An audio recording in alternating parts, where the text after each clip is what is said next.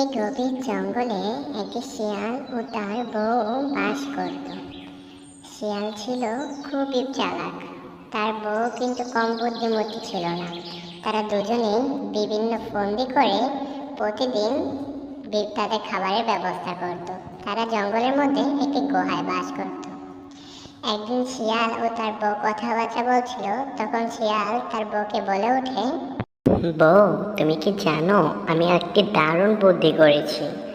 আজ আমি একটি দারুণ পরিকল্পনা করেছি। আমরা যদি বুদ্ধি করে কাজ করি তাহলে বেশ কয়েকদিনে খাবার জোগাড় করে রাখতে পারবো আমরা।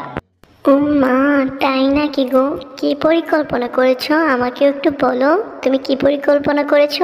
বউ শোনো, এই জঙ্গলের পাশেই একটি গ্রাম আছে, সেখানে অনেক মুরগি আছে। আমরা যদি চুপিসারে গ্রামে ঢুকে একটি মুরগি চুরি করে আনতে পারি তাহলে আমাদের অনেক দিনের খাবার একসাথেই জোগাড় হয়ে যাবে, বুঝতে পারলে? আমাদের দুইজনকে আর কয়েকদিন খাবারের চিন্তা করতে হবে না। শোনো গো, গ্রামের মানুষ থেকে সাবধানে থাকাই ভালো, কারণ গ্রামের মানুষরা অনেক ভয়ঙ্কর হয়, তারা আমাদের মেরে ফেলবে।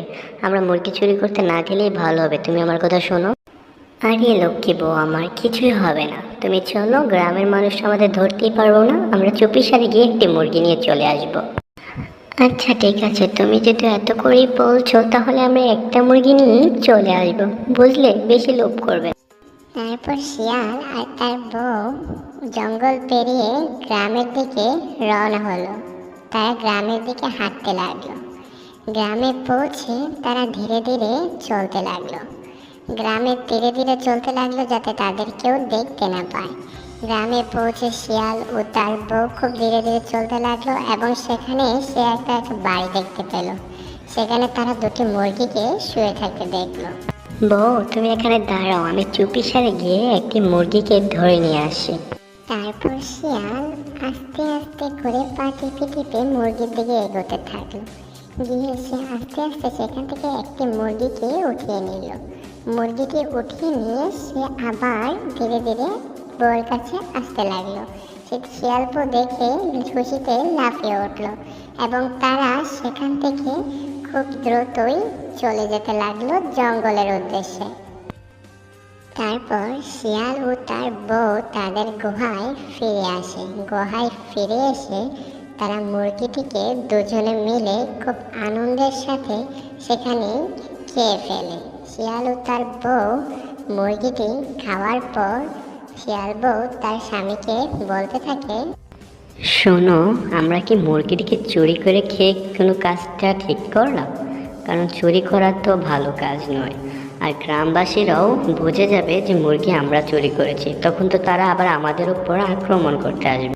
হা হা হা, পাগল বউ আমার, চুরি করা আমরা তো খুব ক্ষুধার্ত ছিলাম, তাই না? তাই আমরা একটা মুরগি খেয়েছি, একটাতে তাদের কি বা আসে যায়, তাদের তো অনেক মুরগি আছে। তুমি এত ভাবছো কেন পাগল বউ? তারপর শিয়াল বউ আর সেই বিষয়টাকে নিয়ে এত গুরুত্ব দেয় না। এই বউ, বউ, বউ গো, শুনতে পারছো? কি হয়েছে, এভাবে চিৎকার করছো কেন? ও চলো না, আমরা আবার সেই গ্রামে গিয়ে একটি মুরগি ধরে নিয়ে আসি, তাহলে তো আবার কয়েকদিন আমাদের খাবারের জন্য কোনো চিন্তাই করতে হবে না। প্লিজ লক্ষ্মী বউটা, চলো না আমরা গিয়ে কয়েকটা মুরগি নিয়ে আসি। আমি মনে করি না এটা ভালো হবে, গ্রামবাসীরা হয়তো আমাদের ধরার জন্য কোনো ব্যবস্থা নিতে পারে, তাহলে আমাদের না যাওয়াটাই ভালো হবে। দূর বউ, তুমি শুধু শুধু এত ভয় পাচ্ছ, তুমি সব সময় ভয় পাও। আমাদের একটা মুরগি আনলে কিছুই হবে না, গ্রামবাসীর একটা মুরগি হারিয়ে যাওয়াতে এত টেনশন করবে না। তুমি চিন্তা করো না বউ, তুমি না গেলে সমস্যা নেই, আজকে রাত্রে আমি একা গিয়েই একটি মুরগি নিয়ে আসবো আর তোমাকে চমকে দেবো। তারপর এটা বলার পর শিয়াল রাতের বেলা একাই মুরগি আনতে চলে গেল। পাগল বউটা আমার শুধু শুধু এত ভয় পায়, আজকে আমি একটা জায়গায় দুইটা মুরগি এনে ওকে চমকে দেব। শিয়াল ধীরে ধীরে গ্রামের ভিতর প্রবেশ করলো, কিন্তু সেখানে আগে থেকে গ্রামবাসীরা তার জন্য অপেক্ষা করছিল। শিয়াল যখন মুরগি চুরি করতে গেল তখনই গ্রামবাসীরা সবাই বেরিয়ে আসলো এবং শিয়ালকে সবাই ঘিরে ধরলো। শিয়াল খুব ভয় পেয়ে গেল। আরে আরে ধরো এই শিয়াল বেটাকে, এই আমার মুরগিটাকে গতকাল রাতে চুরি করে নিয়ে গেছে, আজকে একে আমরা ছাড়বো না। হ্যাঁ হ্যাঁ, ঠিক বলেছ। একে আজকে আমরা সবাই মিলে মেরে ফেলবো। একে ছেড়ে দিলে এ আবার গ্রামে এসে আমাদের মুরগি চুরি করবে এবং আমাদের সবাইকে বিরক্ত করবে। জঙ্গলের ভিতর গুহায় বসে শিয়াল বউ তার স্বামীর জন্য অপেক্ষা করতে থাকে। আরে ও আজকে এখনো আসছে না কেন? ওর কোনো বিপদ হয়নি তো? না না, আমি গিয়ে দেখি ওর কোনো বিপদ হয়েছে কিনা। তারপর শিয়াল বউ গুহা থেকে বের হয়ে জঙ্গলে দিয়ে হাঁটতে থাকে। জঙ্গলে হাঁটতে হাঁটতে সে বলতে থাকে, আমার স্বামী মনে হয় গ্রামবাসীদের হাতে ধরা পড়েছে। না না, আমি তাড়াতাড়ি যাই, আমাকে কেউ ওকে বাঁচাতে হবে।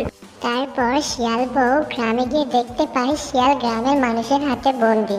শিয়াল বউ কাঁদতে কাঁদতে গ্রামের মানুষকে বলতে থাকে, আমি আর আমার স্বামী অনেক ভুল করেছি, আমরা জানি, কিন্তু আমার স্বামীকে প্রাণে মারবেন না, ওকে ছেড়ে দিন। ও ছাড়া আমার কেউ নেই। আমি প্রতিজ্ঞা করছি আমরা আর কোনো দিন এই গ্রামে আসবো না আর আপনাদের আর কোনো ক্ষতি করব না। আমাদের ছেড়ে দিন প্লিজ, আমাদের ক্ষমা করে দিন দয়া করে। আচ্ছা, তুমি এত করে বলছো তাই তোমাদের ছেড়ে দিচ্ছি, কিন্তু এরপর তোমরা কখনোই গ্রামের কোনো ক্ষতি করবে না।